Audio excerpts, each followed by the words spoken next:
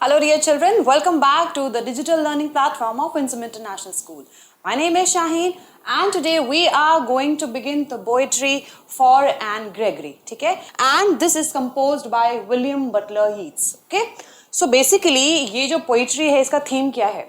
It talks about the significance और importance of inner beauty, ठीक है? कि इंसान का जो दिल है, इंसान की जो soul है, that must be beautiful.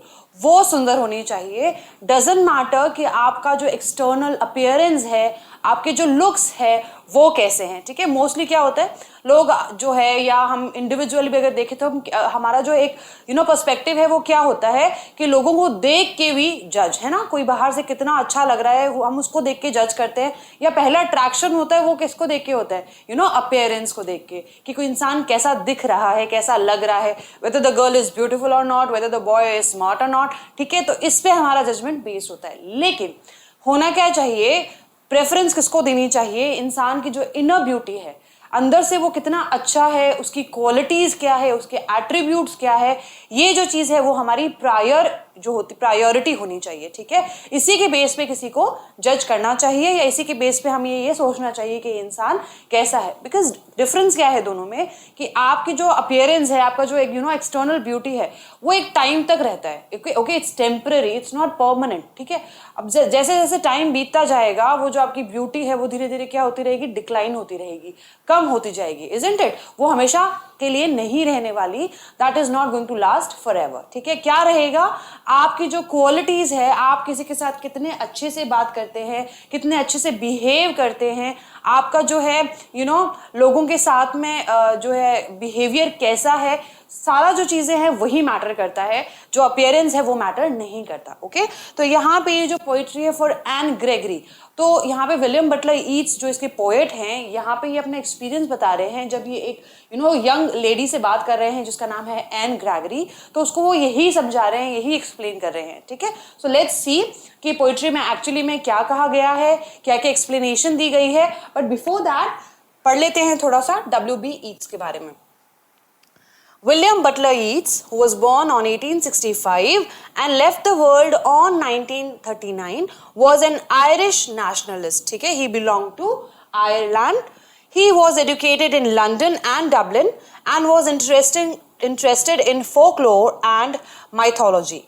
He won the Nobel Prize for Literature in 1923. ठीक है, folklore यानी कि जो लोकल चीज़ें होती है या लोकल स्टोरीज होती है, उस पर इनका जो ज़्यादा फोकस था, ज़्यादा एम्फेसाइज करके ये लिखते थे. वहाँ का जो ओरिजिन है, जैसे ये आयरलैंड को बिलोंग करते हैं, तो वहाँ का जो ओरिजिन है, वहाँ के जो फोक है, बेसिकली ये उसी को एम्फेसाइज करके या उसी को फोकस करके लिखते थे. और इनका इंटरेस्ट क्या था, माइथोलॉजी के अंदर, ठीक है. All right. So this is the introduction of the poetry. For Anne Gregory talks about the significance of internal beauty. The poet states that beauty of heart and soul must be given preference over physical appearance. ठीक है, जो हमारी internal beauty है, कि हमारा दिल कितना साफ है, हमारी soul जो है, हमारी spirit जो है, हमारे intentions जो है वो कितने अच्छे हैं, इसको preference देना चाहिए. This poem is a conversation between a young man and a young woman. What are they arguing about? Okay, तो ये जो एक पोएट्री है, ये कॉन्वर्सेशन है एक यंग मैन और एक यंग वुमन के बीच में. तो ये किसके बारे में आर्ग्यू कर रहे हैं, we are going to read in the poem. Alright. Okay. Never shall a young man thrown into despair by those great honey-colored ramparts at your ear love you for yourself alone and not your yellow hair. तो यहाँ पे poet है वो क्या कह रहे हैं कि never shall a young man thrown into despair, यानी कि जो कोई भी यंग मैन जो है वो तुम्हारी तरफ जो है वो अट्रैक्ट नहीं होना चाहिए by those great honey coloured ramparts at your ear. Honey coloured यहाँ पे किसकी बात हो रही है, जो उस लेडी के हेयर हैं, ठीक है. रैम्पर्ट्स क्या होते हैं, रैम्पर्ट्स का जो लिटरल मीनिंग है वो ये होता है कि जो बाउंड्रीज होती है, जो वॉल्स होती है किसी भी फोर्ट के आसपास कवर करके, उसे हम रैम्पर्ट्स करते हैं. जो उस फोर्ट को कवर करते हैं वो बाउंड्री जो कहलाती है रैम्पर्ट्स. लेकिन यहाँ पे रैम्पर्ट्स क्या है, जो लेडी के जो हेयर है, ठीक है, यहाँ पे आप देख सकते हैं. तो यहाँ पे उसने जुल्फे निकाल रखी हैं, तो वो वहां पे उसको कह रहे हैं रैम्पर्ट्स, क्योंकि वो उसको अट्रैक्ट कर रहे हैं कि कोई भी फोर्ट है, कोई भी कासल है, वो कवर्ड है बाउंड्री से. अब अंदर डायरेक्टली तो फोर्ट नजर नहीं आ रहा, कासल नजर नहीं आ रहा, लेकिन जो वॉल्स कितनी ब्यूटीफुल है किसी इंसान को उससे पता चलता है, ठीक है। तो वो कह रहा है कि कोई इंसान जो है वहीं पे आके रुक जाएगा। जिस तरह से वॉल जो है किसी भी कासल की, किसी भी फोर्ट की वॉल्स जो क्या करती हैं, किसी भी वहां उसके आगे आप नहीं जा सकते जब तक कि गेट ओपन नहीं होता। सिमिलरली यहाँ पे जो रैम्पर्ट्स है, उसकी जो जुल्फे हैं, यानी कि कोई भी इंसान उसी को देख के अट्रैक्ट होके वहीं रुक जाएगा, उसके आगे वो नहीं सोच पाएगा। यानी कि जो पहला अट्रैक्शन होगा उसका ब्यूटी का, वो रैम्पर्ट्स है, उसकी जो जुल्फे हैं। तो देख, he is saying by those great honey coloured ramparts at your ear, love you for yourself alone and not your yellow hair. तो वो कह रहे हैं कि भाई बिकॉज तुम्हारे हेयर जो है वो इतने अट्रैक्टिव है, इतने ब्यूटीफुल है, तो कोई भी जो मैन होगा वो तुम्हारे हनी कलर्ड हेयर को देख के अट्रैक्ट हो जाएगा। बट होना क्या चाहिए एक्चुअली कि कोई भी इंसान जो है वो तुमसे सिर्फ तुम हो कैसे, तुम इंटरनली कैसे हो, तुम्हारी हार्ट कैसा है, तुम कितने अच्छे हो, इस बेसिस पे किसी इंसान को तुमसे प्यार होना चाहिए, ना कि तुम्हारे हेयर कैसे हैं या तुम्हारे हेयर इतने ब्यूटीफुल कैसे है, तुम्हारा फेस इतना प्यारा है, इतना चार्मिंग है। ये चीज जो है वो किसी भी इंसान को अट्रैक्ट नहीं करना चाहिए, या ये रीजन नहीं होना चाहिए तुम्हें प्यार करने का, ठीक है। But I can get a hair dye, यानी कि अब जो है that lady is responding back, okay. वो जो लेडी है एन ग्रेगरी, वो रिप्लाई कर रही है डब्ल्यू.बी. ईट्स को। जब डब्ल्यू.बी. ईट्स ने ये बोला कि भाई तुम्हारे बाल इतने ब्यूटीफुल है तो कोई भी इनको देख के अट्रैक्ट हो जाएगा, तो फिर तुम्हें कोई तुम हो कैसे, तुम्हारे सेल्फ की वजह से तुम्हें कोई प्यार क्यों करेगा। तो यहाँ पे लेडी जो है वो वापस रिप्लाई कर रही है कि I can get a hair dye, मैं अपने बालों का कलर चेंज कर लूंगी, and set such colour there, brown और ब्लैक और कैरेट, ठीक है। यानी कि या तो हमने बालों का कलर ब्राउन करवा लूंगी या ब्लैक या फिर कैरेट कलर। कैरेट कलर कैसा होता है, ऐसा थोड़ा सा reddish colour, okay. That young men in despair may love me for myself alone and not my yellow hair. और एक बार जब मेरे बालों का कलर चेंज हो जाएगा, क्योंकि उनके अकॉर्डिंग जो मेन अट्रैक्शन है एन ग्रेगरी में वो क्या है, उनके बाल बहुत ही सुंदर है, बहुत ही ब्यूटीफुल है। उनका कलर जो है वो क्योंकि हनी कलर्ड है तो ऑब्वियसली वो किसी भी इंसान को अट्रैक्ट कर लेता है अपनी तरफ। तो now Anne Gregory is replying कि भाई मैं अपने बालों का कलर जो है वो चेंज कर लूंगी, या तो ब्लैक या ब्राउन या फिर कैरेट कलर डाई कर लूंगी। तो उससे क्या होगा, मुझे ये पता चलेगा कि कोई भी इंसान जो है, क्योंकि अट्रैक्शन का जो मेन अट्रैक्शन है वो उन्होंने खत्म कर दिया। तो शी सेइंग कि भाई अब जो है कोई भी इंसान जो होगा, मुझे ये पता चलेगा कि he is loving me for my own self, मैं कैसी हूं उस वजह से कोई मुझे प्यार करेगा, ना कि मेरे बालों के कलर की वजह से, okay. I heard an old religious man, यहाँ पे अगेन डब्ल्यू.बी. ईट्स जो है वो बोल रहे हैं, ठीक है। सेकेंड पैराग्राफ यहाँ पे who was speaking, this was spoken by Anne Gregory, okay, and again here who was speaking, W.B. Yeats, the poet was speaking, okay. So again W.B. Yeats is speaking here. I heard an old religious man but yesternight declare, यानी कि मैंने एक जो है religious man, यानी कि जो धर्म के बारे में जानते हैं, जो धर्म गुरु होते हैं, मैंने उनको बोलते हुए सुना था येस्टर नाइट का मतलब होता है लास्ट नाइट, पिछली रात को, ठीक है, कल की रात को। येस्टर नाइट का मतलब क्या है यहाँ पे, लास्ट नाइट, ठीक है।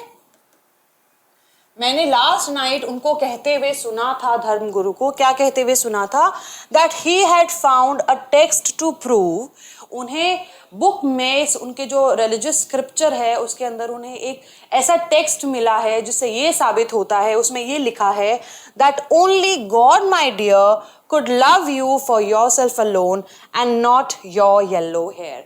और उस टेक्स्ट में ये लिखा है कि इस दुनिया में ऐसा कोई इंसान नहीं है जो तुम्हारी अपीयरेंस की वजह से तुम्हें प्यार ना करे या तुम्हारी इनर ब्यूटी के लिए ही तुम्हें प्यार करे, ऐसा सिर्फ गॉड ही है, ठीक है। सिर्फ गॉड ही ऐसे हैं जो तुम्हारे ब्लॉन्ड हेयर या येलो हेयर की वजह से तुम्हें प्यार नहीं करेंगे, बट तुम इंटरनली कैसे हो, तुम अंदर से कितने अच्छे इंसान हो, उस वजह से ही तुम्हें प्यार करेंगे, ठीक है।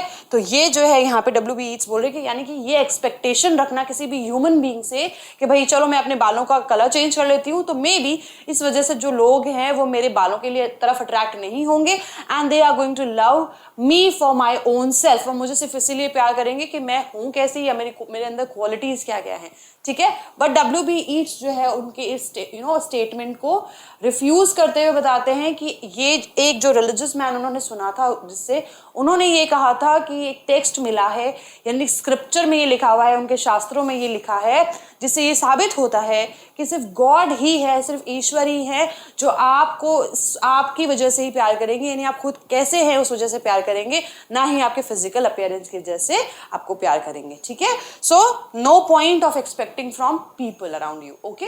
This is what W.B. Yeats wanted to convey to the lady, ठीक है, वो ये बताना चाहते थे। तो this was the poetry, and ये जो 3 स्टांजाज है, तीनों स्टांजाज के अंदर ही जो फर्स्टली वो बता रहे हैं कि भाई this is the point of attraction in you.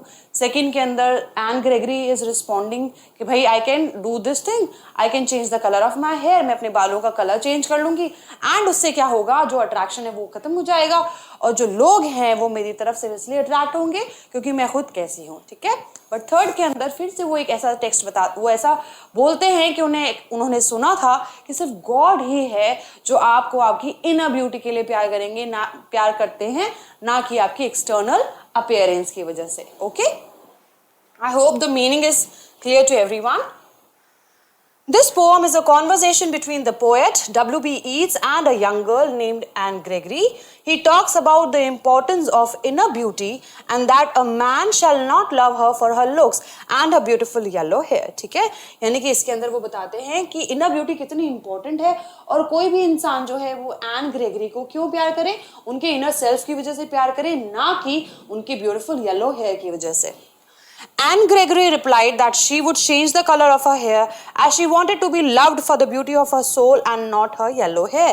And Anne Gregory reply करके बताती हैं कि वो अपने बालों का कलर चेंज कर लेंगी क्योंकि वो चाहती हैं कि अगर उन्हें कोई प्यार करे उनके बालों की वजह से नहीं, बल्कि वो उनकी क्वालिटीज़ की वजह से।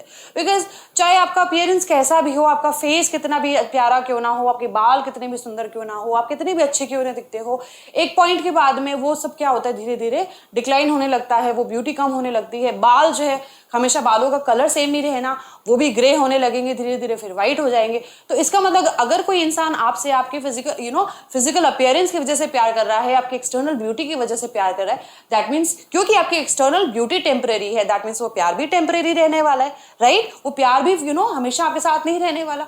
लेकिन अगर आपको कोई आपकी इनर क्वालिटीज की वजह से प्यार करता है तो वो हमेशा आपके साथ रहेगा, बिकॉज आपकी इनर क्वालिटीज हमेशा जो है वो आपके साथ रहेंगी। इवन व्हेन यू डाई, जब आप मर भी जाते हो तो भी लोग आपको याद क्यों करते हैं, क्योंकि भाई हम याद करते हैं किसी इंसान को तो कैसे करते हैं कि वो कितना अच्छा था, वो सबकी हेल्प करता था, he was kind to everyone, वो सबसे इतने प्यार से बात करता था, right. So this is the way and these are the reasons why we remember a person after anyone dies. जब भी कोई मरता है तो हम उसको उसकी क्वालिटीज की वजह से याद करते हैं, ना कि इस वजह से कि यार उसके बाल कितने अच्छे थे, यार उसका फेस कितना अच्छा था, उसका रंग कितना गोरा था। These are not the reasons, okay, कि हम किसी को याद करें। सो इससे एकदम क्लियर होता है कि एक्सटर्नल ब्यूटी जो है वो एक टाइम के बाद में डिक्लाइन हो जाती है, जबकि आपकी इनर ब्यूटी जो है वो हमेशा it lasts forever, alright.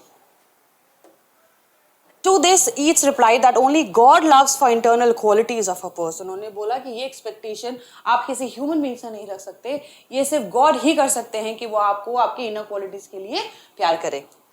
In a nutshell, the poem conveys a message that attractive looks are temporary entity and decline gradually. It's only the beauty of our heart and soul that last forever. Okay, वो ये कहना चाह रहे हैं कि भाई आपके जो अट्रैक्टिव लुक्स है वो टेम्पररी है, वो परमानेंट नहीं रहने वाले। एट द एंड आपका जो दिल कैसा है, कितना अच्छा है, कितना साफ है, आपकी सोल कितनी प्योर है, वही जो चीज़ है वो हमेशा आपके साथ रहने वाली है। Clear? All right. Now let's see the poetic devices. अगर हम बात करें इसके राइमिंग स्कीम की, तो हम देखेंगे कि यहाँ पे सिर्फ you see a different, colored different, then ear, hair, despair and hair only these are rhyming. Ear is different, despair, ear is not it's not rhyming, right? We can't say air. Okay, so if we see it's A, B, colored is different, C, D, E and again B, because despair and hair they are rhyming, okay? And you can see for the next two paragraphs also, आप दूसरे stanzas में भी देखिए कि इसकी rhyming scheme क्या होती है, ठीक है? All right. Next हम देखते हैं इसका poetic device. तो देखिए आपको यहाँ पे कोई भी पंक्चुएशन मार्क नजर नहीं आ रहा, राइट, यहाँ पे भी नजर नहीं आ रहा। एंड जब बिना किसी पंक्चुएशन मार्क के लाइन कंटिन्यू होती है, दूसरी लाइन पे शिफ्ट हो जाती है, तो आपको पता है कि कौन सा जो है राइमिंग पोएटिक डिवाइस होती है, that is enjambment. Okay, enjambment, clear? All right, now let's look at the other poetic device. Okay, देखते हैं इसमें क्या है। Never shall a young man thrown into despair by those great honey-colored ramparts at your ear love you for yourself alone and not your yellow hair. Ear. Consonant sound, right? तो ये क्या हो गया? Alliteration.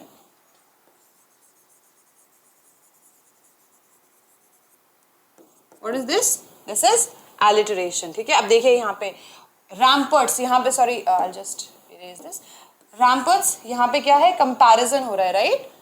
Her hair they are compared with ramparts, isn't it? तो यहाँ पे क्या हो गया? Metaphor.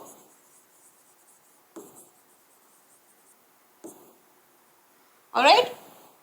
Fine. Let's look at the other stanzas. I'm not doing it for you. I'm just telling you कि क्या क्या है, आप खुद करेंगे.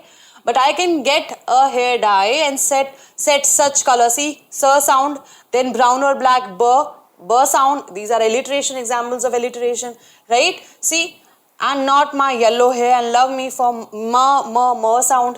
Again, you can see, and you can see the examples of enjambment also over there, right? Here also enjambment is there.